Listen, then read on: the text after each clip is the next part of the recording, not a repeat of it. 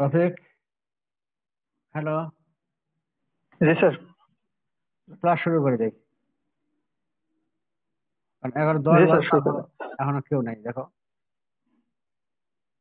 আমি এইভাবে ওই একজন হলেও আমি ক্লাস নেব। তারপর পরে আমাদের তোমার ক্লাসে আসো, দেখিও। স্যার পরে আমরা তোমার ডিএলএম এর টপিক হবে চারজন না। আছি স্যার। হ্যাঁ, স্যার ডিএলএম এর চারজন একসাথে ক্লাস করতেছি স্যার। ডিএলএম একজন, চারজন। চারজন তার স্যার, মানে তোমার তার চারজনই মানে একদম। তোমাদের তাহলে তাহলে কয়জন, 12 জন মতো ওই তোমার স্টুডেন্ট কাজ করতে হবে তাহলে কি? এগুলো আর কি। তো এগুলোর তোমার সময় তোমাদের তোমরা বুঝবা। ক্লাস না করে পাশ করতে কিভাবে চাও সেটা বুঝবা। এবং আমরা মনে করি না তোমাদের ক্লাস আর নিব, আর আমরা আর সময় পাবো না। এই যে কষ্ট করে ক্লাস নিচ্ছি এখন, এই সময় তোমাদের আমি 11 জানুয়ারির মধ্যেই তোমাদের ক্লাস আমি শেষ করে দেবো। এরপরে কোনো দিন আর ক্লাস পাবো না। তারপরে তারপরে বুঝবা যে ক্লাস কাকে বলে, পরীক্ষা কাকে বলে, মাইক্রোবায়োলজি কাকে বলে। মাইক্রোবায়োলজি জিনিসটা গোটা বাংলাদেশ এখন চিনছে, তোমরা তখন চিনবা। এটুকু খালি বলি। তোমরা আর কি মারাচ্ছ তোমরা, একটা ফালতু ব্যাস।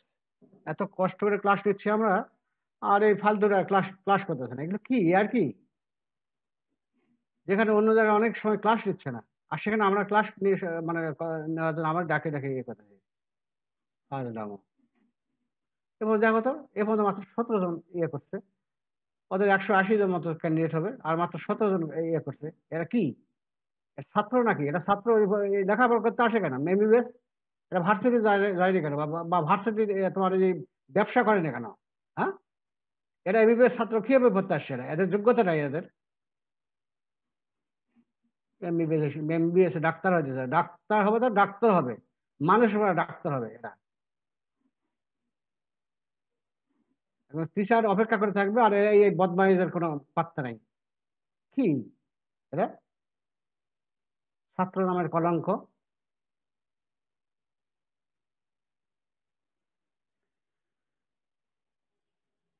আমি যদি ক্লাস বন্ধ করি কি হবে তাহলে? কিন্তু আমি তো ক্লাস বন্ধ করবো না। আমি ক্লাস নিয়ে থাকবো, আমি এবং এই জানুয়ারির মধ্যে আমি ক্লাস শেষ করে দেবো। তারপর তোমার পরে পরে তো আমার সময় পাবো না, কোনো মতেই তোমাদের ক্লাস আর হবে না। এটুকু জানা রাখো। আচ্ছা, আজকে পড়বো হলো, এইগুলো ক্লাসে মোট থাকে এই যে মাত্র এই কজন, এত ক্লাসের কি মোট থাকে? হ্যাঁ, এই সমস্ত ছাত্রদের ক্লাস নিয়ে লাভটা কি? হ্যাঁ, যারা ডাক্তার হইতে ডাক্তার যারা যারা ডাক্তার হইতে আসেন, ডাক্তার হইতে আসে, মানুষ ডাক্তার ডাক্তার হইতে আসে, তাদের কি ক্লাস আমরা নেবো? মেডিকেল স্টুডেন্ট বলতে অনেক অনেক বড় টার্ম একটা। আর এই সমস্ত লোকজনই আমাদের ডাক্তারদের মানে ইয়ে করে, দুর্নাম করে। এরা এরা বড় হইলে এরা এই মানুষরা ডাক্তার হবে, আর আমাদের ডাক্তার সমাজের দুর্নাম হবে। এই সমস্ত ছেলেপেলে ডাক্তার হইতে আসছে। পরীক্ষা পরীক্ষা আসে তখন বুঝবা কেমন লাগে পাশ করতে। হ্যাঁ নুর ভাই।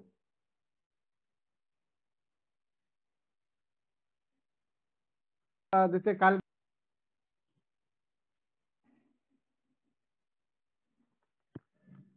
আচ্ছা, এখন আজকে বলবো লিশম্যানিয়াসিস।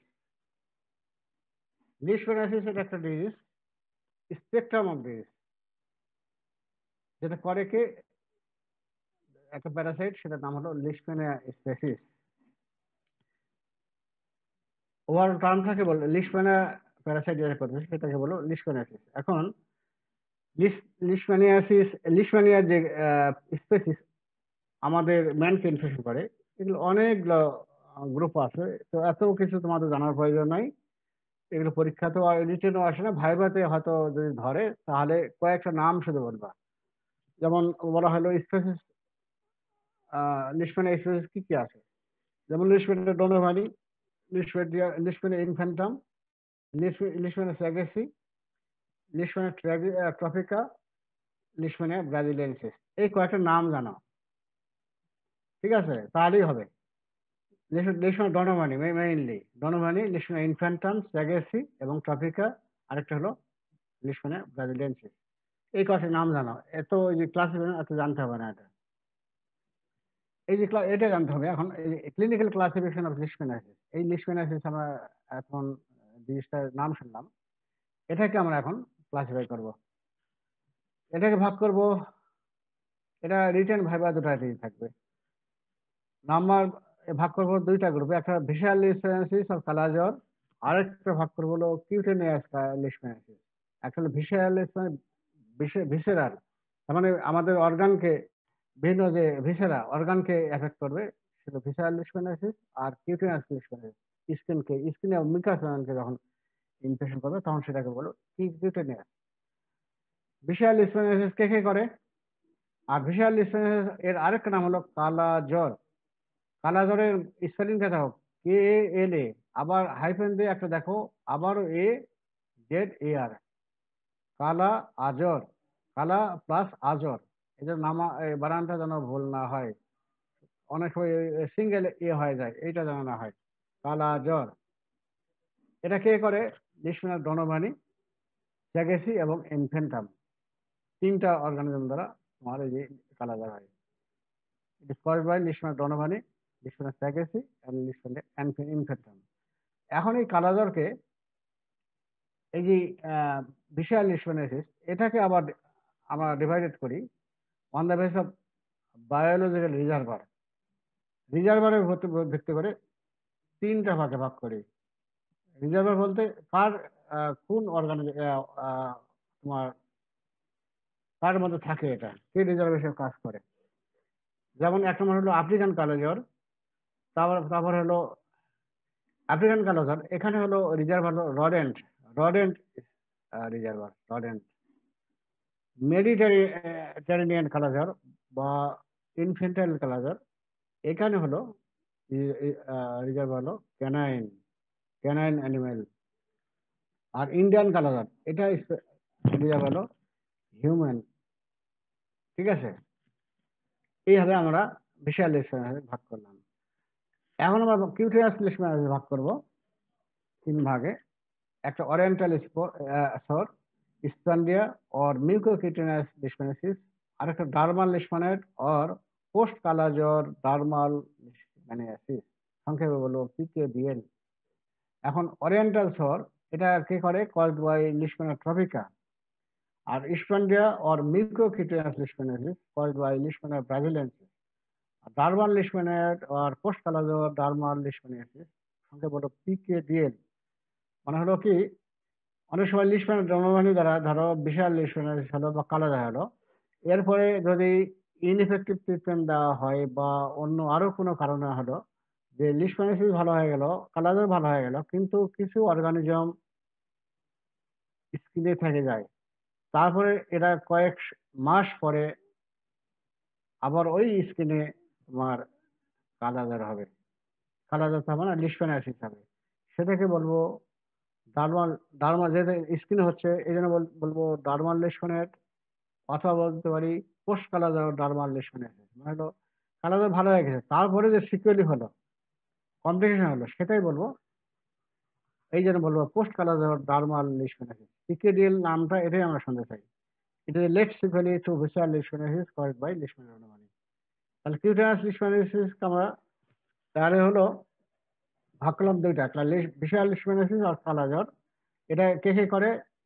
লিউসিনিয়া ডনোভানি মেইনলি, এছাড়া করতে পারে লিউসিনিয়া স্যাগেসি এবং ইনফ্যান্টাম।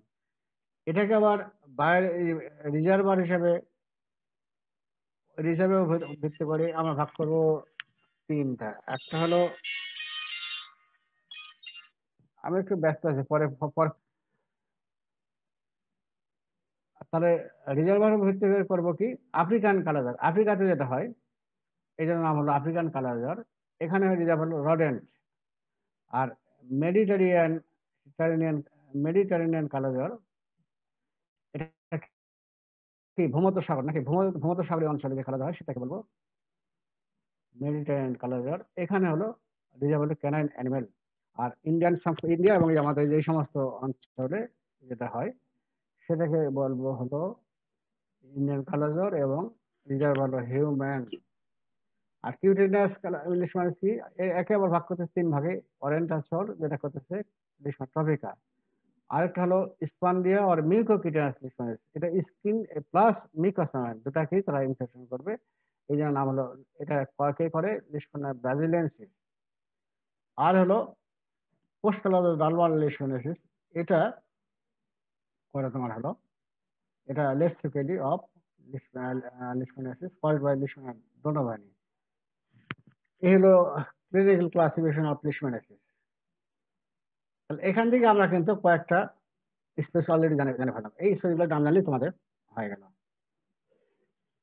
এখন এই যে হিস্ট্রি আমরা একটু জানি, এটা তোমাদের মুখস্থ করা রাখবে না, জাস্ট জানে রাখো এই কালোজন নামটা আসলো কিভাবে, এবং এই যে অর্গানিজম নামটা কিভাবে হলো।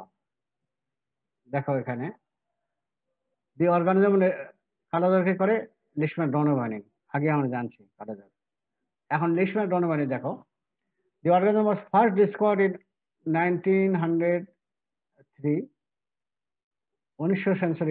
19 দশকে, হ্যাঁ 1903 সালে দেখো বাই এটা প্রথম ডিসকভার করলো William Leishman, who examine the spleen of a British soldier who dies in Dum Dum, Kolkata. ওই সময় তো আমাদেরকে শাসন করতো কে? ব্রিটিশ শাসন অধীনে ছিলাম, তাই তো? ওই সময় তো ব্রিটিশ সোলজার ছিল, এবং ওই সময় কারাগারে অনেক ব্রিটিশ সৈন্য মারা যেত, বা ব্রিটিশ লোক মারা যেত, বাঙালিও মারা যেত, বা তোমার মানে সোজা কথা হলো ভারতবর্ষ গোটা মারা যেত। কিন্তু ওই সময় পর্যন্ত এই যে অর্গানিজমের আইডেন্টিফাই 1903 সালের আগ পর্যন্ত অর্গানিজম আইডেন্টিফাই করা যায়নি। তো 1903 সালে যখন করলো কি, একজন ব্রিটিশ সোলজারের স্প্লিন নিয়ে উনি গবেষণা করলো, এবং ওই অর্গানিজমকে ডিসকভার করলো 1903 সালে। কি করলো? উইলিয়াম লিশম্যান। আচ্ছা, এবং কোথায় করলো? কলকাতা দমদম। এই দমদম, এই জন্য কালাদের আরেকটা নাম বলা হয়তো দমদম ফেভার, দমদম ফেভার। আচ্ছা, তারপর আবার কি হলো? লেটার চার্লস ডোনোভান এবার করে কি verify the findings. For this reason the organism is called Leishmania donovani. তাহলে উইলিয়াম লিশম্যান প্রথম 1903 সালে অর্গান ডিসকভার করলো, আবার চার্লস ডোনোভান আবার করলো কি, এটা কি আবার উনি আবার ঠিক আছে কিনা আবার ওটা কনফার্ম করলো, ভেরিফাই করলো ফাইন্ডিংসটা, এবং এই দুজনের নাম অনুযায়ী সেই অর্গানিজমের তখন নাম দেওয়া হলো লিশম্যানিয়া ডোনোভানি। এখন কালোজ্বর, এই কালোজ্বর নামটা অর্থ কি? কালা মিন্স হলো ব্ল্যাক, কালা মিন্স ব্ল্যাক, এবং আজর মিন্স সিকনেস। এই সিকনেস, এই কালোজ্বর হইলে তোমার মানুষ প্রায় কালচে, ধূসর কালচে হয়ে যায়, এই কারণে নামটা ওখান থেকে আসে কালাজ্বর, কালাজ্বর। স্যার স্কিন কালো হয়ে যায়? স্কিন কালো, ঠিক আছে কালো বলবো না, মানে ওইটা জাস্ট একটা সিম্বলিক। মানে একটা কালো, এবং আমি এই স্কিনটা পরে পড়াচ্ছি তোমার, যখন সিমটম পড়াবো তখন একটু বলবো। কালচে হয়ে যায় আর কি, তার স্বাভাবিক যে এটা সেটা নষ্ট হয়ে যায়, দেখাচ্ছে পরে। আচ্ছা, এই যে এই দুইজন সায়েন্টিস্ট লিশম্যান এবং ডোনোভান। আচ্ছা, এখন হলো কালোর বাংলাদেশ, বাংলাদেশের কোন কোন অঞ্চলে বেশি হয়? এই নিচের এটা আসো, মোটামুটি সব জায়গায় হয়, কিন্তু আমাদের তো এখন ডিস্ট্রিক্ট কয়টা এখন? 60 কয়টা? 64 স্যার। 64 ডিস্ট্রিক্ট, এর মধ্যে 34 ডিস্ট্রিক্টের 5টা উপজেলাতে এই পর্যন্ত হয় আর কি, বেশি হয়, বেশি পাওয়া যায় এই সময়। এবং এই 34 ডিস্ট্রিক্টের মধ্যে আবার এই যে এই প্রায় 10-11টা ডিস্ট্রিক্ট আছে, এগুলো তো বেশি হয়। যেমন তোমার হলো ময়মনসিংহ, জামালপুর, গাজীপুর, টাঙ্গাইল, সিরাজগঞ্জ, পাবনা, রাজবাড়ী, তারপরে হলো রাজশাহী, নাটোর, নওগাঁ এবং দিনাজপুর। মনে রাখবো কি হবে? আমরা সবসময় তোমাদের এই ভূগোল শেখাই আমি সব ক্লাসেই। প্রথম শুরু করো তোমার হলো ওই যে ময়মনসিংহের মধ্যে যাও, জামালপুর ময়মনসিংহ কাছাকাছি, তাহলে প্রথম মনে হয় জামালপুর, বাসে উঠলা, জামালপুর থেকে ময়মনসিংহ গেলা, ঠিক আছে? ময়মনসিংহ থেকে তুমি এখন ঢাকার দিকে আসো, টাঙ্গাইলের এদিকে আসো, পাবা কি? গাজীপুর। গাজীপুরের পরে এদিকে তুমি আবার সিরাজগঞ্জ এদিকে চলে আসো, গাজীপুরের পরে টাঙ্গাইল, টাঙ্গাইল পরে পাচ্ছ কি এদিকে? সিরাজগঞ্জ, সিরাজগঞ্জ থেকে তুমি আবার পাবনা দিকে চলে যাও, পাবনা, পাবনার কাছাকাছি রাজবাড়ী, রাজবাড়ি থেকে আবার তুমি রাজশাহীর দিকে চলে যাও ওই একই বাসেই, রাজশাহী থেকে আবার তুমি ব্যাক করে ট্রেন বা নাটোর, ট্রেন বা বাসে চলে আসো, তারপর নাটোর, নওগাঁ, নাটোর পরে কি নওগাঁ, নওগাঁর পরে তোমার এদিকে চলে আসে দিনাজপুর। এইভাবে পড়বা, তাহলে আমরা বলি যে কোন কোন ডিস্ট্রিক্ট বেশি পাওয়া যায়, এই সমস্ত ডিস্ট্রিক্টগুলোতে বেশি পাওয়া যায়, এগুলো খেয়াল রাখবা এইভাবে। তাহলে জামালপুর, ময়মনসিংহ, তারপরে দেখি গাজীপুর, টাঙ্গাইল, তারপরে তোমার সিরাজগঞ্জ, তারপরে পাবনাতে যাও, তারপরে তোমার হলো গেলে কোথায়, পাবনার কাছে রাজবাড়ী, রাজবাড়ী ফলপদির কাছে, তারপরে রাজশাহীতে যাও, তারপরে নওগাঁ, নাটোর, তারপর হলো তোমার এই হলো এগুলোতে হয়। এনভায়রনমেন্টাল ফ্যাক্টর, কোন এনভায়রনমেন্টে এটা আছে? সিজন, কোন সিজন হয়? Peak during the rainy season, বর্ষাকালে বেশি হয়। কি জন্য? এই সময় breeding time, due to breeding time of sandflies.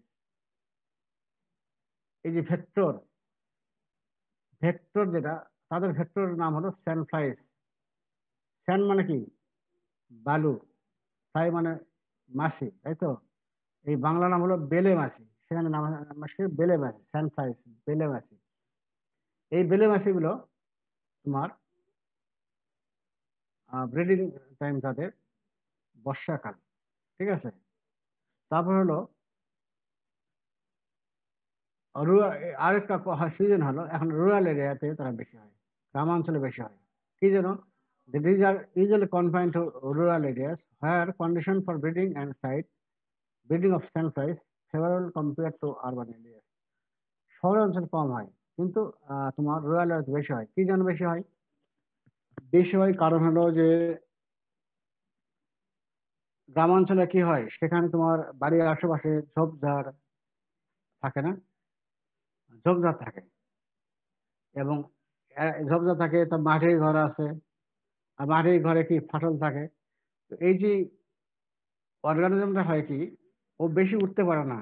এই পরের ইয়েটা আছে অ্যালটিটিউড, 2000 ফিটের উপরে উঠতে পারে না। এরা কি সবসময় সমতল ভূমিতে থাকে, নিচে থাকে।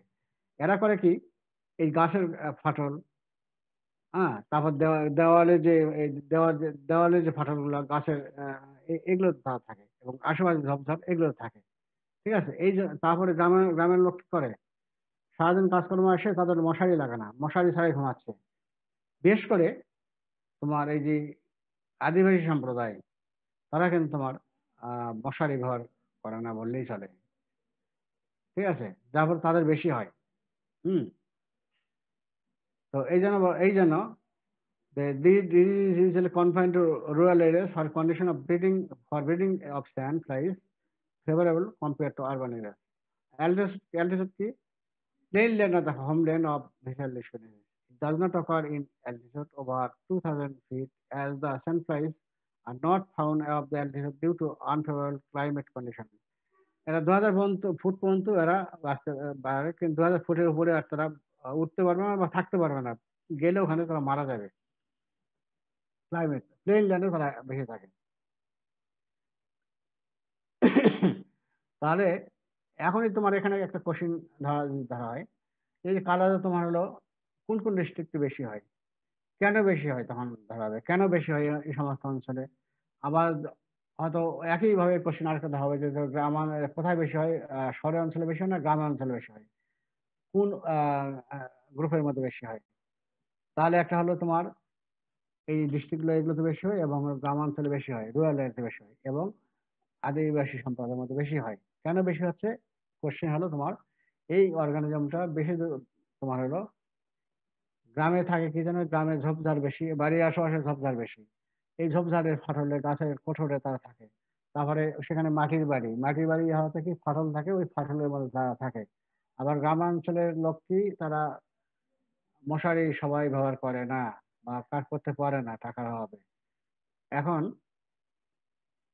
আরেকটা হয় কি, যে বেশ করে সাঁওতাল সম্প্রদায়, এই যে আদিবাসী, এরা করে কি মশারি ব্যবহার করে না বললেই চলে। যার ফলে এই সমস্ত কারণে তোমার বেশি হয়। আর এই অর্গানিজম 2000 ফুটের উপরে এবং সমতল ভূমিতেই তারা বেশি হয়। এই হলো এনভায়রনমেন্টাল ফ্যাক্টর। ভেক্টর কে, ভেক্টর অলরেডি আমরা বললাম, স্যানফ্লাই ইজ এ ভেক্টর, স্যানফ্লাই বেলে মাছি, ঠিক আছে, বেলে মাছি।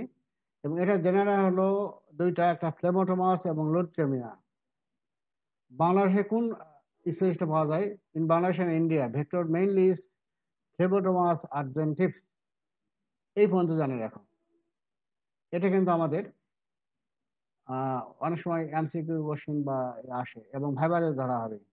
নিশ্চয়ই এগুলো না জানলেও হবে, সমস্যা নাই, জানলে পড়লে পড়তে পারো, ভালো করবা। তাহলে সেলফাই ভেক্টর আর ওরই জেনারেল হলো সেবোটোমাস এবং লোডজোমিয়া। এবং বাংলাদেশ ইন্ডিয়াতে যে ভেক্টর পাওয়া যায় সেটার নাম হলো ফ্লেবোটোমাস আর্জেন্টিভস। এই যে এটা দেখো ভেক্টর, এটা আহ, ঠিক মাছি কেন বলতেছে বুঝতেছি না, মশার মতোই কিন্তু, মশার মতোই কিন্তু আবার এটাকে মাছি বলেছে।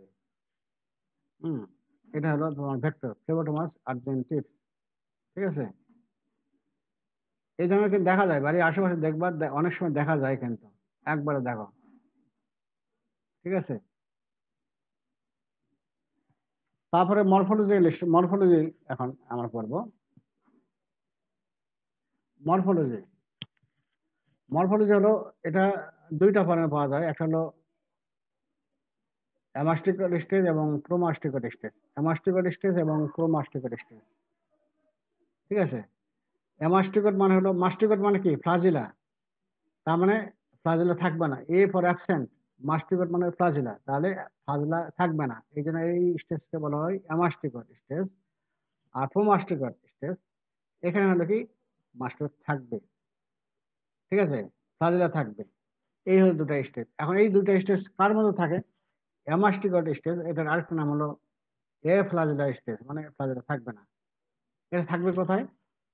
ফ্লাজেলা যেটা থাকবে না, সেটা সেটা অবশ্যই মনে রাখবা, মানুষের মধ্যে থাকবে, মানে ম্যান এবং অ্যানিমেল, এদের মধ্যে থাকবে।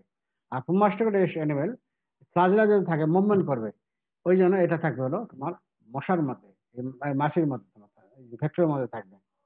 এখন বিস্তারিত জানি, দেখো। The amastigote stage, the parasite at this stage reside in the cells of the reticuloendothelial system of vertebrates, যেমন হলো ম্যান, ডগ অ্যান্ড হ্যামস্টার।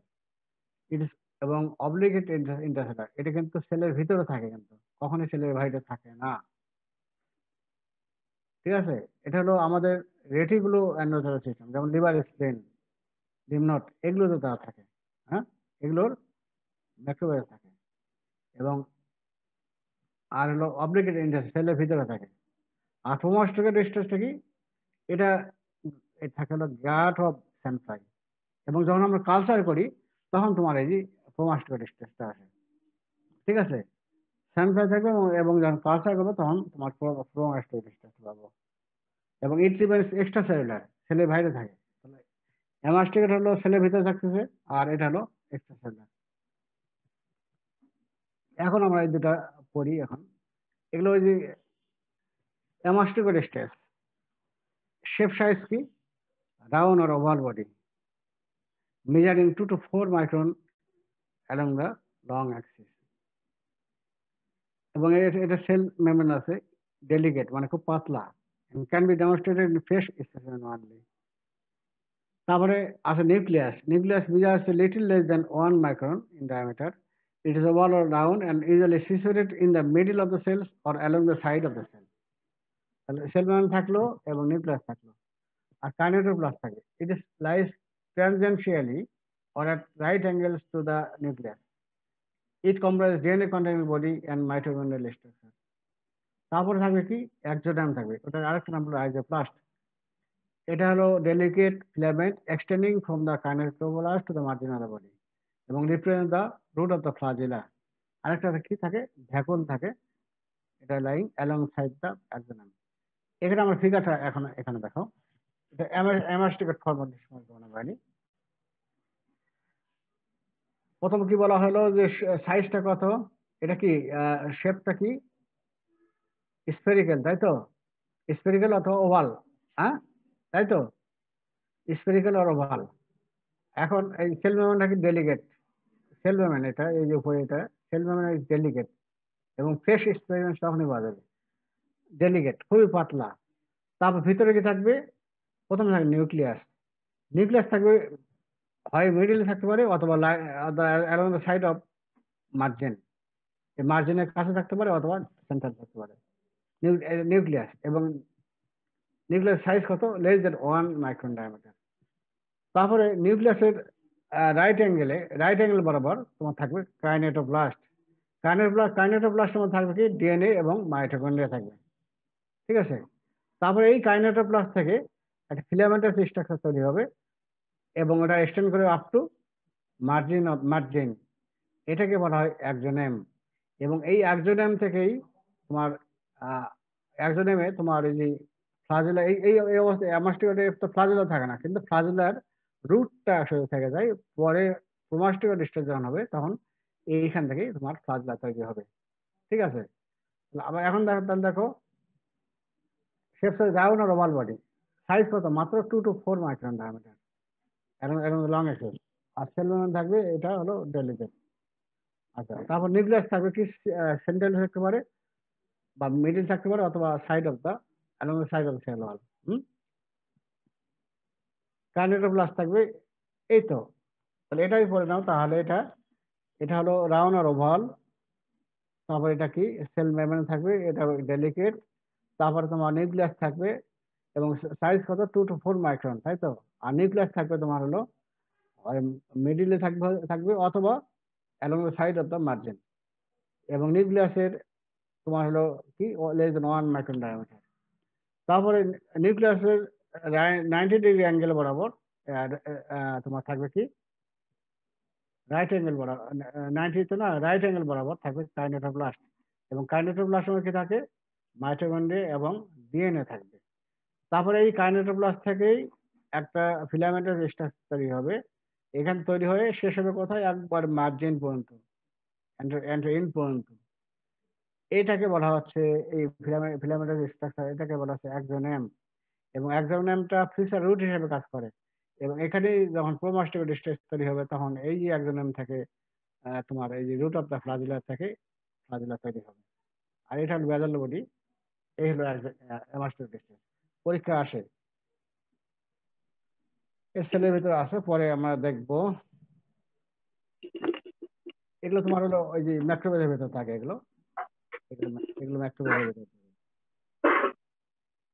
এই যে এটা ম্যাক্রোফেজ, এর ভিতরে অসংখ্য দেখো। আর এগুলো ম্যাক্রোফেজ যখন রাস্তা হয়েছে তখন এগুলো পাওয়া গেছে।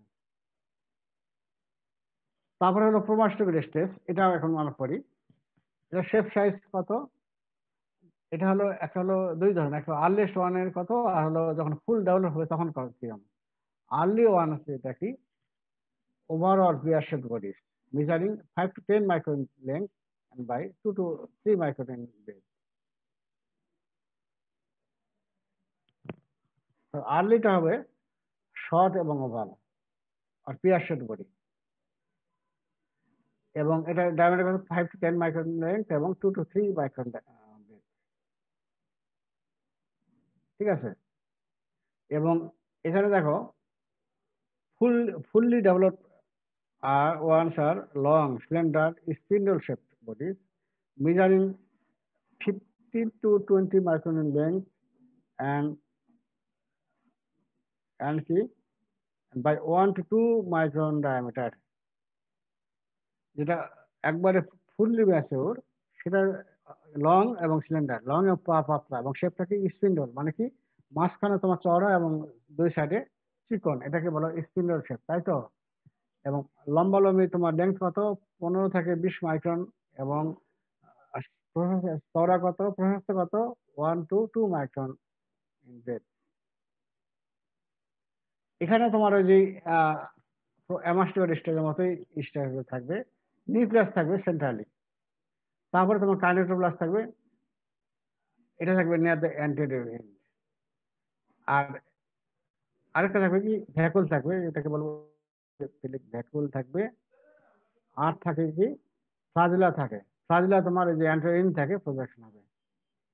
এইখানে দেখো এই ফিগারটা দেখো, তাহলে এটা তোমার লম্বা, এটা কি লম্বা কত 15 থেকে 20 মাইক্রন, আর চওড়া কত 1 to 2 মাইক্রন, তাই তো লম্বা। এবং শেপটা কি পিয়ার শেপ। পিয়ার শেপ মানে কি মাঝখানে চওড়া আর দুই সাইডে একটু চিকন হয়। তারপরে স্ট্রাকচার নিউক্লিয়াস থাকবে সেন্ট্রালি, আর তোমার কাইনেটোপ্লাস্ট থাকবে নিয়ার দ্য অ্যান্টেরিয়র এন্ড। তারপরে এখান থেকে তোমার অ্যাক্সোনেম তৈরি থাকবে, যে এই পর্যন্ত এটা হলো অ্যাক্সোনেম। এবং এই একজন নেম থেকে দেখো এখানে রুট আছে, এই রুট থেকে তোমার ফ্লাজেলা তৈরি হলো। ঠিক আছে, এই হলো তোমার প্রোমাস্টিক স্টেপ।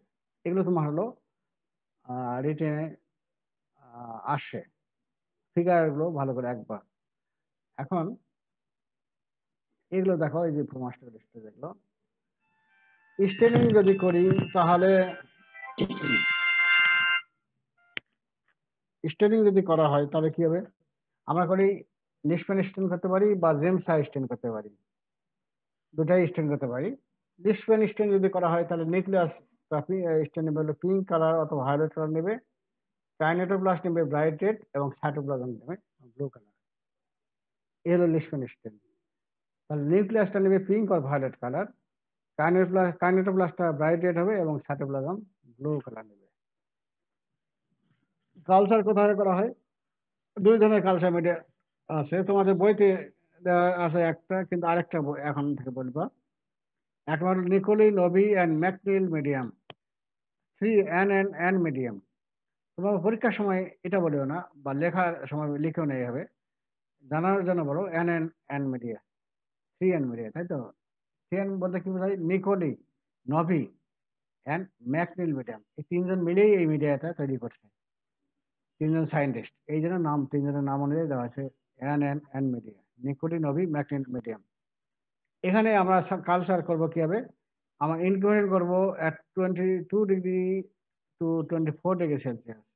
আমরা ব্যাকটেরিয়া কালচার করলাম কি 37 ডিগ্রি সেলসিয়াস, আর এই যে এটা কি করবো 22 ডিগ্রি to 24 ডিগ্রি, মানে রুম টেম্পারেচারে। তাহলে এটা বলতে হবে, তাহলে এটা কিন্তু পার্থক্য হলো 22 ডিগ্রি থেকে 24 ডিগ্রি সেলসিয়াস। কতদিন করবো, 1 to 4 উইকস, অনেকদিন লাগে, কিন্তু 1 থেকে 4 সপ্তাহ লাগে। আর ব্যাকটেরিয়া কি ওভারনাইট 24 থেকে 48 চব্বিশ থেকে 48 ঘন্টার মধ্যে হয়ে যাবে, তাই তো। আর এখানে কি অনেক, 1 to 4 weeks, not day, 1 to 4 day নয়, কিন্তু 1 উইকস, 1 to 4 উইকস, এটা অবশ্যই খেয়াল রাখবে। কালচার গুলো আমরা ফাইনাস কি পাবো, promastigote form of parasitic form. Already বলছি কালচারে তোমার হলো স্যাম্পলাই এবং হলো তোমার কালচার, এখানে পাবো তোমার প্রোমাস্টিকেট স্টেজ। ঠিক আছে, এটা খেয়াল রাখবে। আরেকটা মিডিয়া এখন ব্যবহার করা হয়, সেটা হলো RPMI 1604 মিডিয়া, মানে হলো রজওয়েল পার্ক মেমোরিয়াল ইনস্টিটিউট মিডিয়া। আমেরিকার একটা প্রতিষ্ঠান, এই প্রতিষ্ঠানের নাম এটা, এই প্রতিষ্ঠানে এটা তৈরি করা হয়েছিল, সেই জন্য এটার নাম, মিডিয়ার নামই হলো RPMI 1640 media, Roswell Park Memorial Institute. এটা একটা লিকুইড মিডিয়া, এবং এটা বাংলাদেশেও আসছে, তবে এখন কিছু জায়গায় করা হয়, এবং এটাতে তোমার সময় কম লাগে এবং সেন্সিটিভিটি হার বেশি। এটা এখন ওই নিকোলিনবি কম ইউজ হয়, এখন সাথে এটা ব্যবহার করা হচ্ছে নিকোলিনবি। তাহলে কালচার এখানে করলাম। এখন আমরা পড়বো লাইফ সাইকেল। লাইফ সাইকেলকে আমরা দুইটা স্টেজে ভাগ করবো, একটা অ্যামাস্টিকট স্টেজ আর একটা প্রোমাস্টিকট স্টেজ। আগে আমরা জানছি কিন্তু দুইটা। তাহলে অ্যামাস্টিকট স্টেজ থাকে কোথায়, আগে আমরা জানছি কিন্তু occurring man, also dog and, তাই তো, এবং কিছু হামস্ট্রিং অ্যানিমেল সেগুলোও আছে অ্যামাস্টিকট ফর্ম ম্যান। আর প্রোমাস্টিকট ফর্ম পাওয়া যাবে কোথায়, স্যানফ্লাই, আর পাওয়া যাবে কোথায়, কালচারে। এই হলো দুটা স্টেজ হলো। এখন এখন দেখো, অ্যামাস্টিকেট form while residing in the cell wall of the reticular nervous system multiplies by binary fission। ঠিক আছে, multiplication goes on continuously till the parasite, huh? The host cell is thereby enlarged and eventually ruptures. As many as 50 to 200 or even more may be found embedded in the cytoplasm of the affected host cell.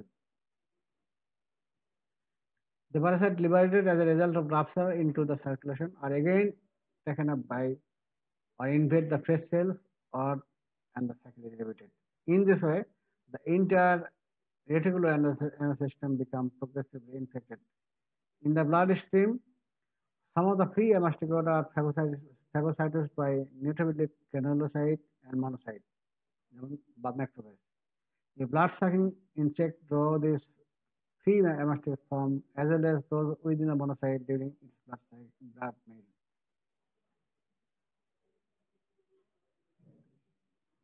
আচ্ছা, আগে আমরা ফিগারটা আগে দেখে নিই, তাহলে তোমরা ভালো বুঝবা। ফিগার এইখানে দেখো, এইখানে দেখো এই মস্কিটো, এই যে সানফ্লাই কামড় দিল, তাই তো? এইখানে ফিগারটা দেখো, এখানে এই ফিগারটা একটা একটা তোমার হলো সানফ্লাই, বাংলাদেশে কি ফ্লেবোটোমাস আর্জেন্টিভস, এইটা কামড় দিল এবং সে কিন্তু ইনফেক্টেড, তার মধ্যে অর্গানিজম আছে। তাহলে কি হলো, আমাদের বডিতে যেখানে কামড় দিল সেখানে এখানে দেখো অর্গানিজম প্রবেশ করলো। হুম, এখান থেকে চলে গেল ব্লাডে চলে গেল এবং এখান থেকে তোমার এই যে তাদেরকে ইনকাল্প করলো, কি ম্যাক্রোফেজ এগুলো ইনকাল্প করলো, করে নিয়ে গেল তোমার হলো ইনকাল্পেশন করলো। ওর মধ্যে তারা যখন কামড় দিল তখন কোন স্টেজ যাবে আমার বডিতে? প্রোমাস্টিকেট। যেহেতু তোমার মশার মধ্যে মাছির মধ্যে তোমার প্রোমাস্টিকেট স্টেজ আছে, তাহলে প্রোমাস্টিকেট স্টেজ আমাদের বডিতে থাকলো। ওটা তাহলে প্রোমাস্টিকেট তখন গ্রহণ করলো কি ম্যাক্রোফেজ। ম্যাক্রোফেজ তখন আবার করলো কি, ম্যাক্রোফেজের ভেতরে সেখানে ম্যাক্রোফেজ হতে পারে, মনোসাইট হতে পারে, নিউট্রোফিল হতে পারে, কামড় দিল মেইনলি ম্যাক্রোফেজ। ম্যাক্রোফেজ তখন করবে কি, ম্যাক্রোফেজের ভিতরে তারা আবার ওই প্রোমাস্টিকেট থেকে অ্যামাস্টিকেটে ইয়ে করবে, ঠিক আছে? অ্যামাস্টিকেটে চেঞ্জ হলো, ট্রান্সফর্ম হলো, অ্যামাস্টিকেট ট্রান্সফার হলো। এখন তোমার এই যে সেলকে ইনফেকশন করলো, লিভার সেল বলো বা যে সেলে বলো না কেন, ইয়ে করলো, সেখানে তোমার মাল্টিপ্লাই করবে, ঠিক আছে? মাল্টিপ্লাই করবে এবং তোমার আস্তে আস্তে কি সেলটা কি এনলার্জ হবে না, এবং একটা সেলে তোমার 50 থেকে 200 অথবা আরো বেশি তোমার সেল থাকতে পারে। তো এখন যখন তোমার মনে করো কি একটা সেল যখন এতগুলো যখন তোমার তৈরি হচ্ছে, সেলটা কি ইনলার্জ হতে হতে আস্তে আস্তে বাস্ট হয়ে যাবে, সে আর থাকতেই পারবে না, বাস্ট ভেঙে যাবে। ভেঙে গিয়ে তোমার হলো এই আমাস্টিকটা তোমার কি বডিতে তোমার ব্লাডে চলে গেল, তাই তো? ব্লাডে যখন চলে গেল তখন একটা হলো ব্লাডে চলে গেল, আর কিছু গেল কি আবার তোমার হলো ওই যে ওই অন্য সেল আবার তোমার ম্যাক্রোফেজ আবার ইনকার করতেছে, করে আবার তোমার ওই যে সাইকেলটা আবার রিপিট করতেছে। আবার কিছু তোমার করবে কি, কিছু অর্গানিজম তোমার ব্লাডে যখন চলে আসবে, তখন ব্লাডে চলে আসলো, তখন যদি আবার অন্য একটা যদি স্যানফ্লাই আবার কামড় দেয়, অন্য একটা স্যানফ্লাই যদি কামড় দেয়, তখন এ আবার সে ব্লাডের সঙ্গে সে ওই অর্গানিজম খেয়ে ফেললো। এখন এই অর্গানিজমের কোন ফর্মটা যাবে সে তখন?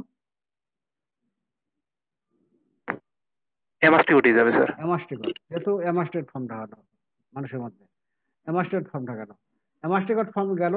এখন গেল কোথায়? এই যে গাট অফ সালফাই, গাটে গেলে তখন সে আবার ট্রান্সফার হয়ে তখন আবার সে অ্যামাস্টিকট থেকে আবার প্রোমাস্টিকট ফর্ম হবে, ঠিক আছে? প্রোমাস্টিকট ফর্ম হলো এবং প্রোমাস্টিকট থেকে এখানে ডেভেলপ হলো, এখান থেকে ডেভেলপ হয় অ্যানাবা চলে যাবে তোমার এই যে ডিফারেন্ট অর্গানে চলে যাবে, বেশ কোথাও স্যালাইভারি গ্ল্যান্ডে যাবে, ঠিক আছে? স্যালাইভারি গ্ল্যান্ডে যখন চলে গেল, ওইটা যখন আবার কামড় দেবে অন্য একটা মানুষকে, তখন সে আবার ইনফেক্ট হলো, এই হয়ে সাইকেলটা রিপিট হবে। তো এখন আমরা পড়ি, তো এখন দেখি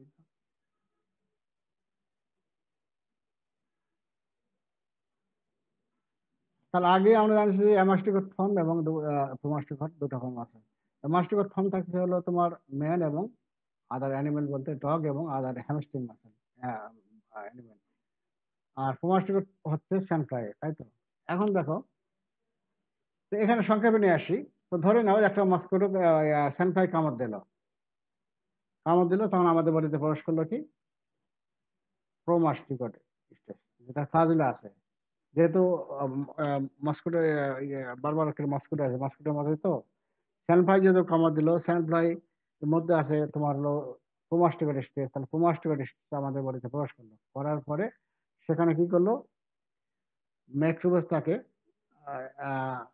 ম্যাক্রোফেজ তাকে টেকেন আপ করলো, টেকেন আপ করে তখন সে নিয়ে চলে গেল কোথায়, রেটিকুলো এন্ডোথেলিয়াল সেল। এই জন্য দেখো the amastigote while residing in the cells of the, তাহলে রেটিকুলো এন্ডোথেলিয়াল সিস্টেমে নিয়ে গেল এবং সেখানে মাল্টিপ্লাই করবে, ঠিক আছে, বাই বাইনারি ফ্যাশন। এখানে দেখো এবার সংক্ষেপে এখানে দেখো অ্যামাস্টিকেট form while residing in the cells of the reticuloendothelial system such as liver, spleen, lymph node এখানে গেল এবং সেখানে মাল্টিপ্লাই করে বাই বাইনারি ফিশন। এরপরে কি হবে, এই যে মাল্টিপ্লিকেশন করবে এটা goes on continuously till the cell become packed with parasite। ওই সেলটা যতক্ষণ পর্যন্ত প্যারাসাইট পূর্ণ না হয় ততক্ষণ পর্যন্ত মাল্টিপ্লাই হইতে থাকবে, ওর আর মাল্টিপ্লিকেশন আর কমবে না। আলটিমেটলি কি হবে, ফোর সেল দেয় বাই এনলার্জ।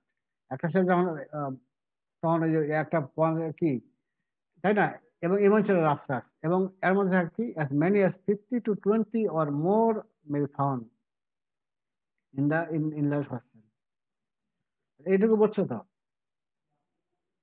সালফার কামড় দিল, প্রোমাস্টিকেট স্টেজে আসলো, তারপর সেটা আমাদের যে মনোসাইট, নিউট্রোফিল এগুলো তাদেরকে ম্যাক্রোফেজ ইনকাল্প করলো, করে নিয়ে গেল কোথায়, রেটিকুলো এন্ডোথেলিয়াল সিস্টেম এবং লিভার, স্প্লিন এগুলো নিয়ে গেল এবং সেখানে মাল্টিপ্লাই করবে বাই বাইনারি ফিশন। এবং এই সেলের ভিতরে তা মাল্টিপ্লাই করবে, কতক্ষণ বন্ধ করবে, যতক্ষণ পর্যন্ত ওই সেলটা মানে একবারে সম্পূর্ণ পরিপূর্ণ না হয় ততক্ষণ পর্যন্ত করতে থাকবে। আলটিমেটলি হবে কি, সেলটা অ্যানলার্জ হবে এবং অ্যানলার্জ হইতে হইতে সে একবারে রাফটার হয়ে যাবে। এবং দেখা গেছে একটা এই অ্যানলার্জ সেলের মধ্যে অর্গানিজম থাকে তোমার 50 থেকে 200টা অথবা আরো বেশি থাকতে পারে। হুম, এটুকু জানলাম তো। এখন আমরা আসি দেখো, এই যে প্যারাসাইট যে রাফটার হলো, রাফটার হওয়ার পর কি লিভার হলো, গেল কোথায়, তারা গেল সার্কুলেশন চলে গেল। সার্কুলেশন চলে গেলে দুইটা জিনিস হবে, একটা হলো তোমার ওই যে সার্কুলেশন চলে গেল ওখান থেকে তারা আবার নতুন সেলকে তারা আবার এফেক্ট করবে, করে ওই সাইকেলটা আবার রিপিট করবে, হবে আবার তোমার, তাই তো, আবার অন্য সেলকে আবার মাল্টিপ্লাই করবে। আবার কিছু হইতে পারে কি, তখন ওই যে অন্য যে একটা ভেক্টর আবার যে কামড় দেবে সে তার ভিতরে ধ্বংসে প্রবেশ করবে।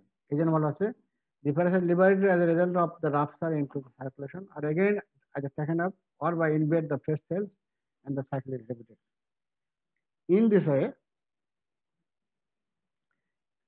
এখানে in this way the entire reticuloendothelial system become progressively infected, যার ফলে গোটা রেটিকুলোএন্ডোথেলিয়াল সিস্টেম ইনফেক্ট হয়ে যাচ্ছে।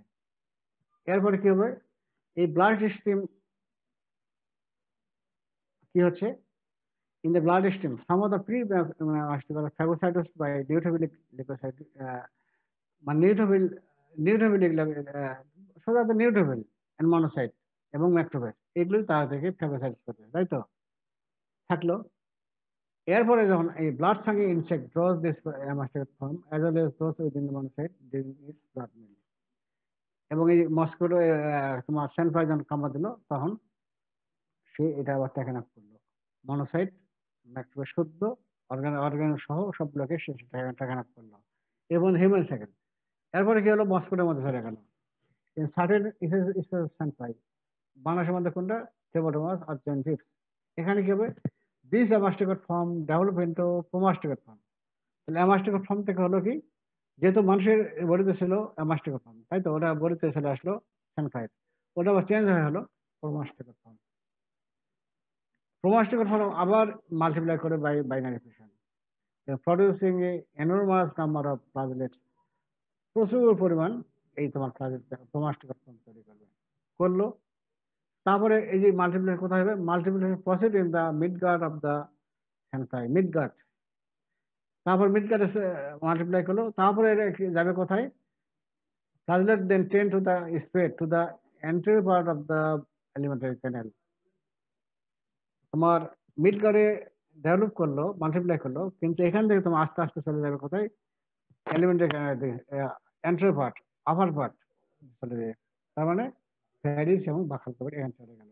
আর ফ্যারিংস এর কাছে যেহেতু তোমার কি তাদের কামড় দেয় কোনটা, ওটা কি বলবো, প্রবোসিস, যেটা দিয়ে প্রবোসিস স্যার। প্রবাসকে ওরা যে কামড় দেবে। হ্যাঁ, এবং এই যে ওখানে আবার মাল্টিপ্লাই হবে। দেখো, a heavy pharyngeal infection of the sandfly usually observe between the 6 and the 9 day of the infected blood meal. এই 6 থেকে 9 ডেজের মধ্যে তাদের বেশি কনসেন্ট্রেট বেশি থাকে। এবং এই যে মিডগার্ড থেকে প্রথম ডেভেলপ হলো, তারপরে এটা চলে গেল কোথায়, তোমার অ্যান্ট্রোপার্ট অফ এলিমেন্টারি ক্যানেল। এই জন্য এটাকে বলা হচ্ছে অ্যান্টেরিয়র স্টেশন ডেভেলপমেন্ট। এটা তোমাদের না জানলে হবে, আমরা ধরি না। এবং the transmission near by effected through the bite of infected sandfly. এটা আবার যখন কামড় দিচ্ছে তখন আবার ইনফেক্টেড হচ্ছে। ঠিক আছে, তাহলে আমরা এখন আবারও তাহলে দেখে নিই।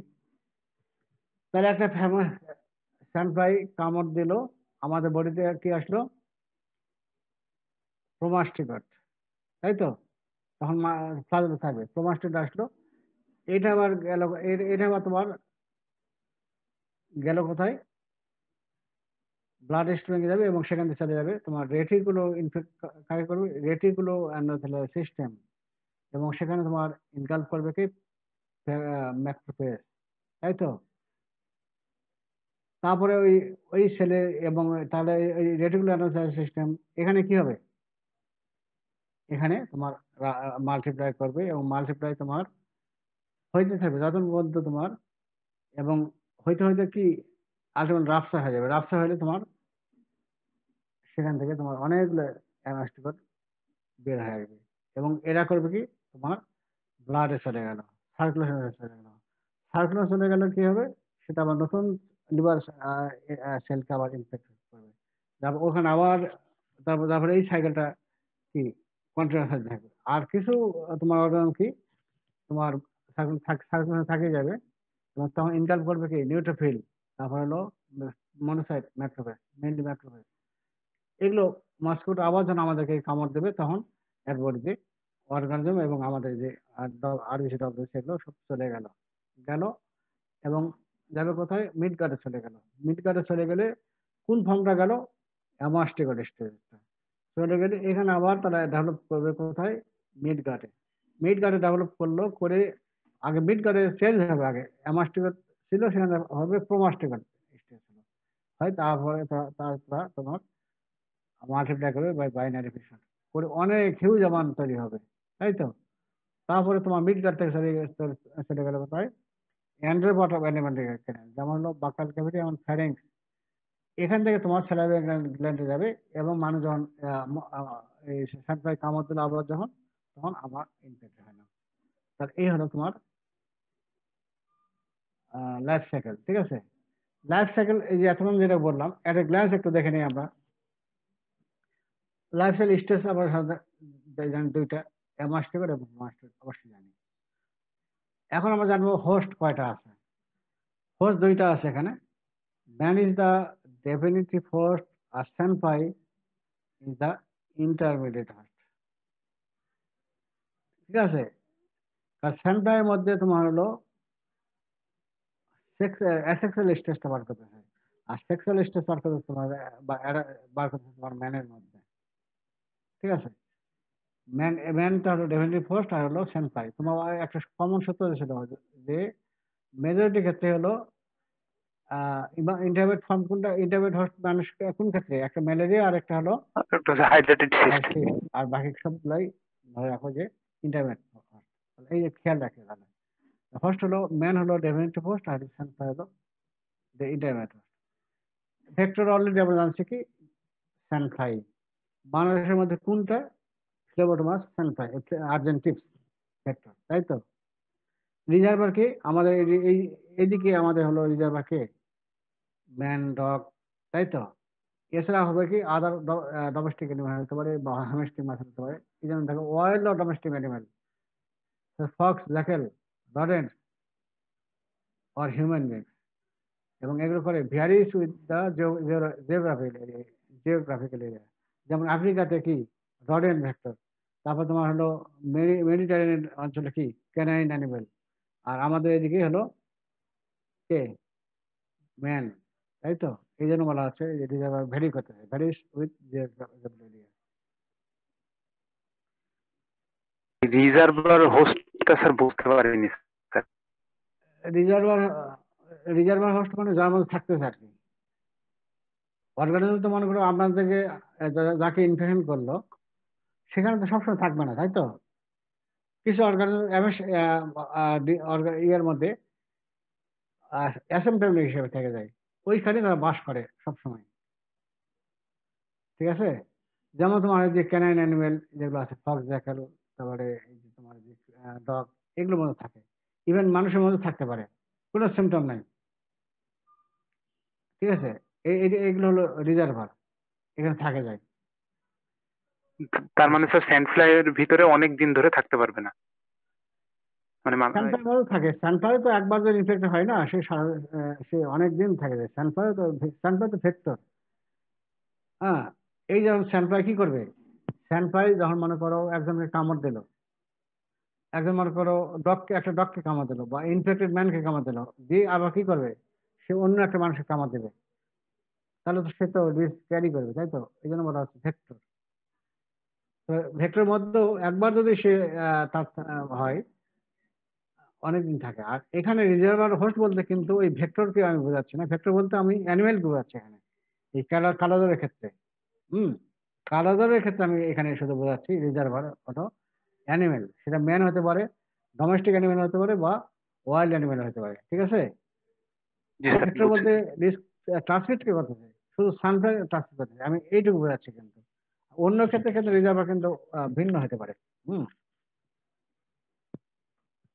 আচ্ছা। আর রিজার্ভার সবসময় অ্যাসিম্পটোমেটিক, এটা খেয়াল রাখবে, রিজার্ভার সবসময় অ্যাসিম্পটোমেটিক, তার মধ্যে কোনো সিমটম থাকবে না। তারপরে হলো তোমার ইনফেক্টিভ ফর্ম ফর সানফ্লাই, কোনটা? Sir promastigote infective form. সানফ্লাই,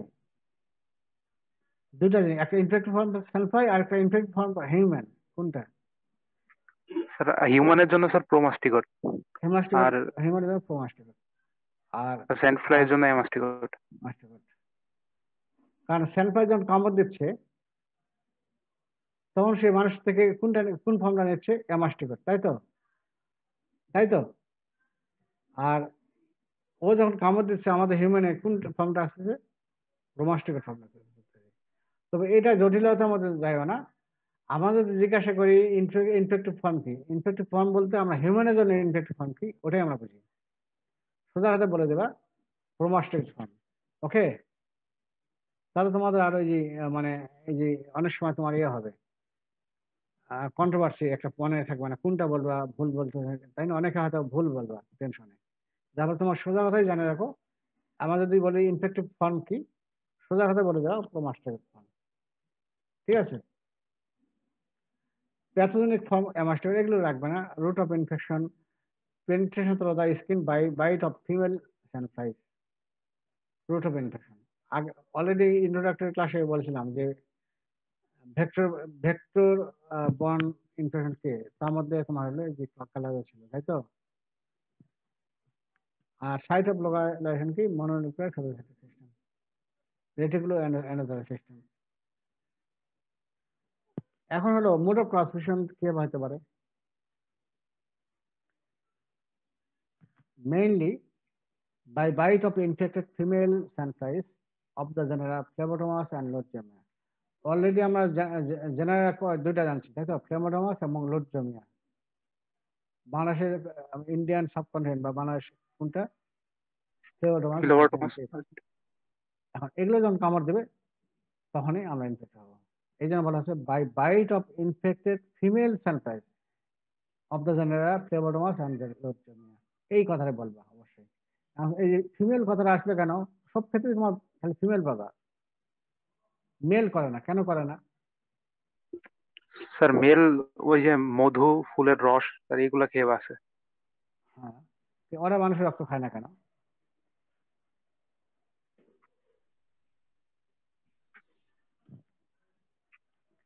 mainly ওই যে ওদের যে ওই যে ওদের যে এগ যেগুলো ম্যাচুর হলে, ম্যাচুর হওয়ার জন্য তোমার ওই যে ব্লাড লাগে, বুঝছো? অবলেশন ঠিক মতো হতে গেলে হ্যাঁ তোমার এই যে ব্লাড লাগে, এই জন্য এই ফিমেল গুলো খায়। এই জন্য মেলরা সাধারণত খায় না, মেলরা সাধারণত এই মধু গাছের রস এগুলো খেয়ে থাকে, এটাই। আর আদার রুট কি হতে পারে, যেগুলো রেয়ার রুট হতে পারে, যেমন ব্লাড ট্রান্সফিউশন হতে পারে। যদি ইনফেক্টেড পার্সন যদি ব্লাড ডোনেশন করে তাহলে হতে পারে। অ্যাক্সিডেন্টাল ইনঅকুলেশন ফ্রম কালচার মিডিয়া, যারা কালচার করে এই এই এগুলো নেই, সেখানে অ্যাক্সিডেন্টালি হতে পারে। ভার্টিক্যাল ট্রান্সফিউশন হতে পারে, মা যদি ইনফেক্ট হয় তাহলে তাহলে তোমার প্লাসেন্টা ক্রস করে ইয়ে হতে পারে। থ্রো বডি ফ্লুইডের মাধ্যমে হতে পারে। আরেকটা হলো কয়টাসের মাধ্যমে হতে পারে। এগুলো রিয়ার রুট। তোমরা যখন ভাইভাতে যখন বলবা তখন ওই যে উপরের লাইনটা বলে চুপ করে থাকবা। আর যারা বেশি মার্কস চাও তারা এগুলো বলবা, তবে বলতে গেলে তোমাকে ক্লিয়ারলি বলতে হবে। তো আমার মনে হয় তোমার ওই যে উপরের লাইনটা সবাই বলবে তাহলেই হবে। আর রিটেনে যখন লিখবা তখন এইভাবে লিখবা বেশি মার্কস পাওয়ার জন্য, ঠিক আছে? By bite of infected female sandflies of the genera Phlebotomus and Lutzomyia. Route কি, আদার রুট কি, রিয়ার রুট কি, ব্লাড ট্রান্সফিউশন হতে পারে, accidental inoculation from the culture media, vertical transmission from body fluid, and possible during coitus. এগুলো তোমার theoretical.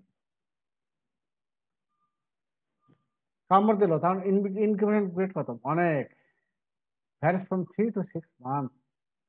আবার but it May exceed 1 and sometimes 2 years। 3 to 6 months বললেই না, তারপর যদি আরো স্পেসিফিক কেউ বলতে পারে, ইট মে বলতে পারো যে ইট মে এক্সিড 1 to 2 years। 1 থেকে 2 বছর পর্যন্ত সে ইনফেকশন করবে। আর 3 to 6 months ওইটাই খেয়াল রাখো। ক্লিনিক্যাল ফিচার কি হবে? ক্লিনিক্যাল ফিচার কি হবে? পাইরেক্সিয়া, জ্বর হবে। is of an early symptom at may continuous or remittent in type, becoming intermittent at later stage. In 20% of cases, pyrexia shows a double rise in 24 hours. Waves of pyrexia may be followed by apyrexia period. ফিভারটা হলো প্রথমে symptom যেটা হবে সেটা fever হবে, এবং সেটা প্রথম দিকে হবে কন্টিনিউয়াস অথবা রেমিটেন্ট হতে পারে। এখন পরের দিকে আবার ইন্টারমিটেন্ট হয়ে যায়। পরের দিকে আবার ইন্টারাপশন।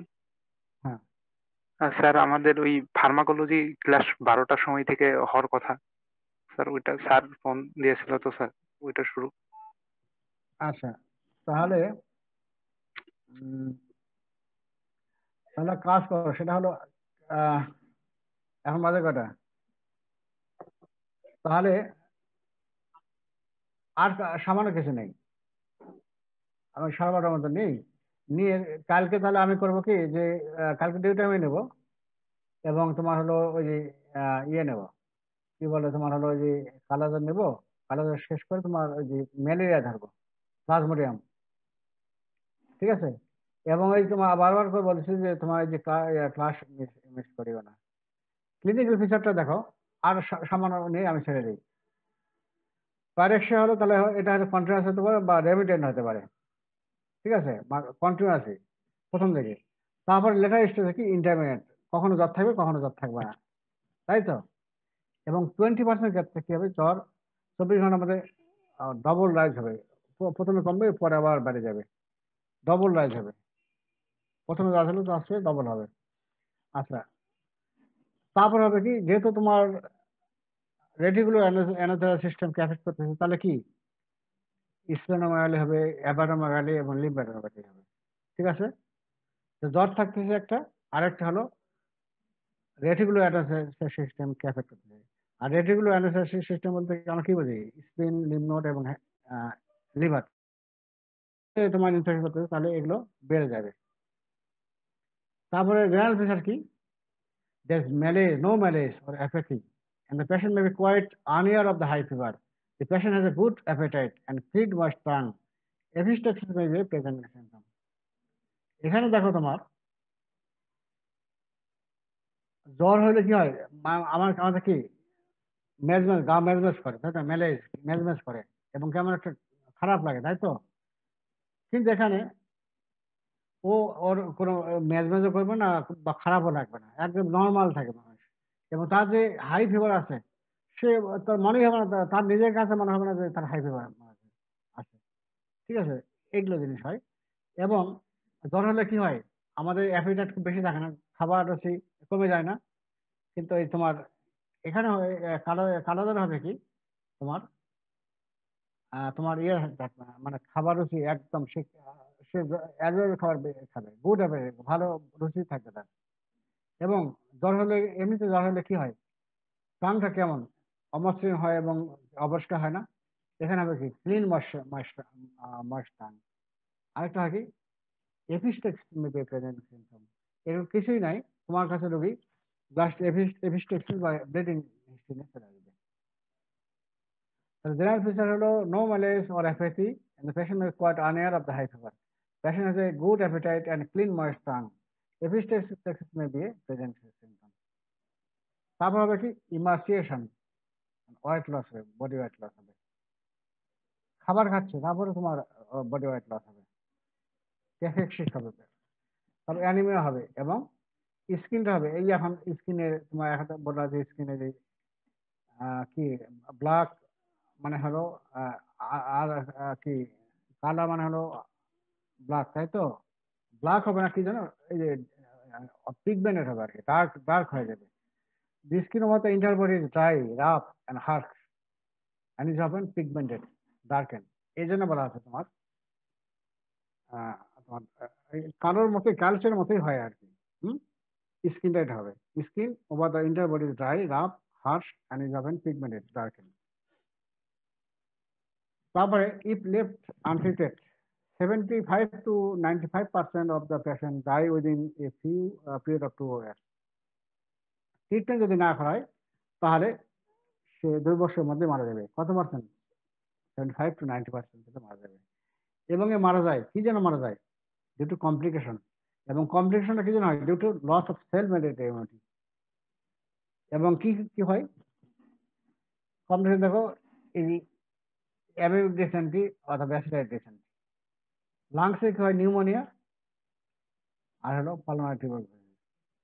আবার তোমার হেমোরেজিক ম্যানিফেস্টেশন হয়, আর কিছু ক্ষেত্রে হয় সেপ্টিসিমিয়া। এগুলো কারণে ডেথ হয়। তা আমরা জিজ্ঞাসা করি তোমার কমপ্লিকেশন কি হয়, তাহলে কমপ্লিকেশন হলো যে ডিসেন্ট হবে, সেটা হলো অ্যামিবিক ডিসেন্ট হতে পারে বা ব্যাসিলারি ডিসেন্ট হতে পারে। লাংসে কি হবে, নিউমোনিয়া এবং পালমোনারি টিউবারকুলোসিস।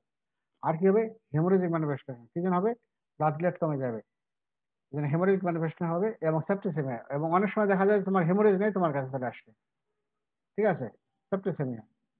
এবং আরেকটা কোশ্চেন করি যে তাহলে তোমার যে ডেথ কেন হয়, ডেথ ডিউ টু কমপ্লিকেশন।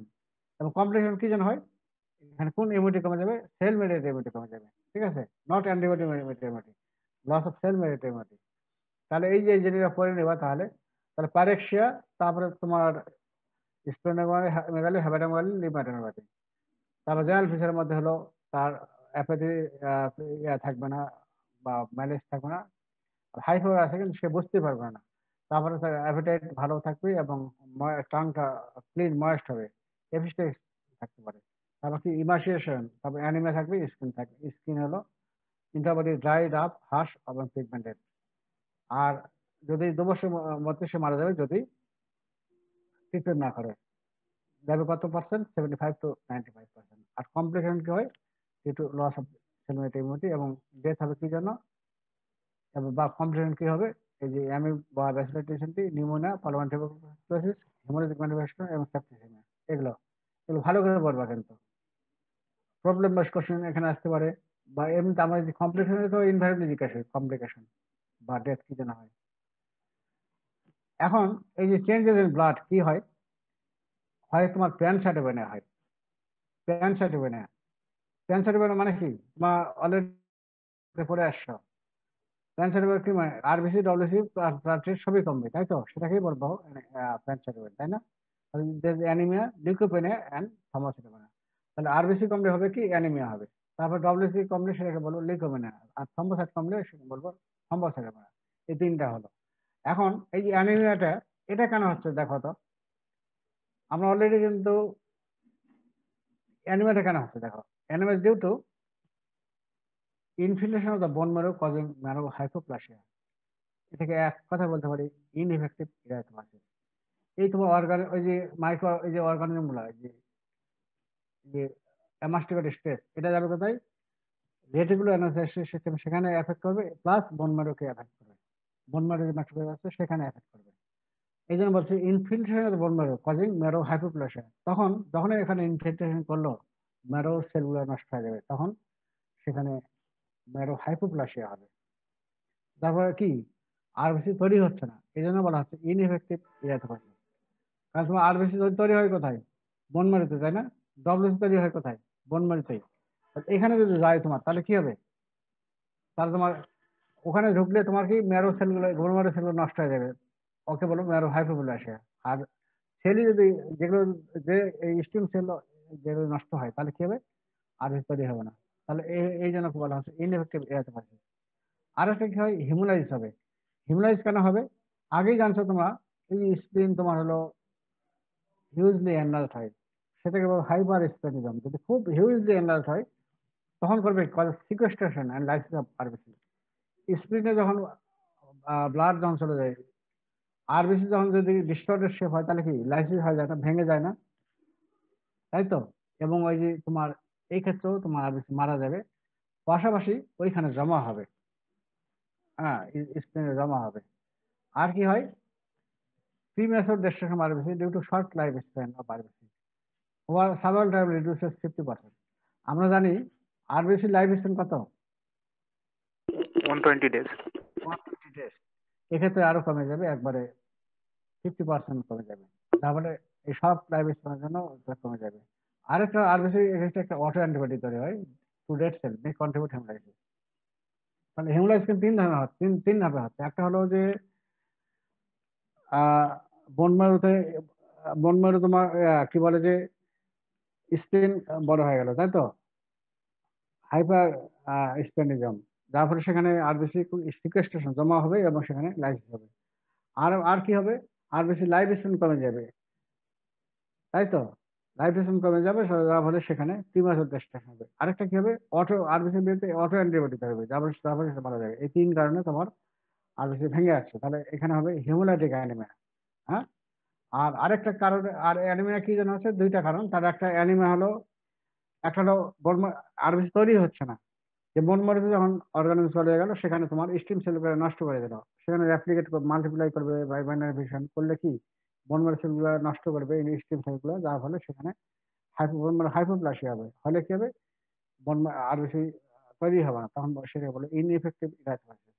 বা আরবিসি তৈরি হলো, যেগুলো তৈরি হলো সেগুলো আবার কি হবে, লাইসিস হবে, হেমোলাইসিস হবে। কি হবে, স্প্লিন বড় হয়ে গেল, সেখানে সিকোয়েস্ট্রেশন হবে এবং লাইসিস হবে। আরেকটা হলো কি, লাইফ সাইকেল কমে গেল, তাহলে তোমার কমবে, ভেঙে যাবে, অটোমেটিক ভেঙে যাবে। আর অটোমেটিক তৈরি হওয়ার জন্য ভেঙে যাবে। আর কি হয়, দুই নম্বর কি, ওই তোমার লিকোপেনিয়া বললাম, তাই তো? লিকোপেনিয়াতে এখানে কি হয়, মার্ক লিকোপেনিয়া উইথ নিউট্রোপেনিয়া। লিকোপেনিয়া হবে কিন্তু টোটাল কাউন্ট কমে যাবে, উইথ নিউট্রোপেনিয়া, নিউট্রোপেনিয়া একটু কমে যাবে, কিন্তু লিম্ফোসাইট এবং মনোসাইটের পরিমাণ বেড়ে যাবে। এই জন্য বলা হচ্ছে নিউট্রোফিল কমে যাবে এবং লিম্ফোসাইট এবং মনোসাইট বেড়ে যাবে। ওটাকে বলা হচ্ছে রিলেটিভ লিম্ফোসাইটোসিস বা রিলেটিভ মনোসাইটোসিস। এবং there is complete absence of eosinophil. এইটা অতই গুরুত্বপূর্ণ নয়, কিন্তু এইটা mark eosinophil neutropenia and relative lymphocytosis and monocytosis খেয়াল রাখবা। আর থ্রম্বোসাইট প্লাটলেট কমে যাবে, ঠিক আছে? এই হলো, এই ফিগার গুলো দেখো, হাইপার স্প্লেনিজম হয়ে গেছে, তাই তো? পেট কি হয়ে গেছে? হ্যাঁ, হিল ডায়াগনাস হয়ে গেছে। ক্যাফেক্সিক দেখো, এই যে বাচ্চাটা কি ইমার্সিয়েশন হয়ে গেছে, দেখো, হ্যাঁ, হাড় গোড় দেখা যাচ্ছে, তাই তো? ক্যাফেক্সিক হয়ে গেছে। আর কালারটা কি হয়ে গেছে? হ্যাঁ, হার্শ ড্রাই, হ্যাঁ, ব্ল্যাকিশ হয়ে গেছে একবারে, ডিপিগমেন্টেড হয়ে গেছে, হাইপার পিগমেন্টেড হয়ে গেছে একবারে, দেখো। তাহলে কালকে আমরা বাকি অংশ পড়বো, এবং আমরা কালকে আবার যে এটা শেষ করে ইয়ে করবো, ওই যে ম্যালেরিয়া শুরু করবো। ম্যালেরিয়া হয়তো দুইটা ক্লাস নিয়ে সুবিধা হবে, এই জন্য কালকে এটুকু তাড়াতাড়ি শেষ করে আমি যাবো। এখন এই তোমাদের জন্য অপেক্ষা করতে পারবো না, তোমার ওই যে ক্লাস, আমি আগে বারবার করে বলতেছি, তোমাদের রিপিট ক্লাস আর সম্ভাবনা নাই। তোমাদের জানুয়ারির মধ্যেই এনি হাউ ক্লাস শেষ করে দেবো। এখন উপস্থিত থাকো না থাকো, না থাকলে তো ক্লাস নেবই না, কিন্তু পরে আর ক্লাস চাইতে পারবে না। এবং যারা কে ক্লাস করতে চাও আসিও, কারণ আমরা তো সময় তোমাদের দেবো না, তোমাদেরকে আমার এই ক্লাস করে শেষ করেছি। তারপর তোমার এই থার্ড ফেজের ক্লাস একদম স্টপ, থার্ড ফেজের ক্লাস আর হবে না তোমাদের।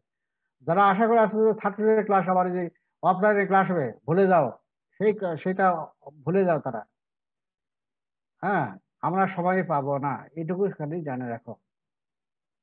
ওকে, তারপরে ক্লাস মন দিয়ে করো, সবাই ক্লাসে অ্যাটেন্ড করো। এখন অ্যাটেন্ড সেটা তো এখন অ্যাটেন্ড করবা কি না করো সেটা বল তোমাদের করে, যেহেতু আমি বুঝতে পারতেছি না কে অ্যাটেন্ড করলো কে অ্যাটেন্ড করলো, আমি বুঝতে পারতেছি না। কিন্তু পরীক্ষার সময় এটা তোমাকে খেয়াল দিতে হবে। ক্লাস না করে পাস, তোমার না বলে মুখ না খুলে বলতে পারবে না ক্লাস পাস করতে পারবে না। আমরা কখনো কাউকে মার্কসই করবো না, এটা জানে রাখো। ঠিক আছে।